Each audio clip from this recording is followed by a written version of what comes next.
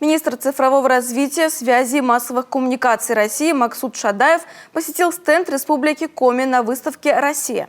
Дни цифры, цифровой экономики и госуслуг – масштабные мероприятия, где регионы нашей страны, в том числе и Коми, представляют свои инновационные разработки и в достижении сферы информационных технологий. В нашей республике есть чем гордиться. Положительно со стороны Минцифры России был отмечен опыт социального навигатора для 7 региона. Как отметил руководитель Минцифры Коми Антон Слободенюк, мы переработали больше сотни бизнес-процессов по предоставлению государственных услуг и поняли, достаточно 4-5 вопросов, чтобы предложить маме или папе весь спектр мер поддержки семьи, применительно к их жизненной ситуации. При этом исходили из того, что пользователь зачастую не знает, какие меры поддержки ему положены. Статистика посещаемости ресурса позволяет сделать вывод об успешности такого подхода.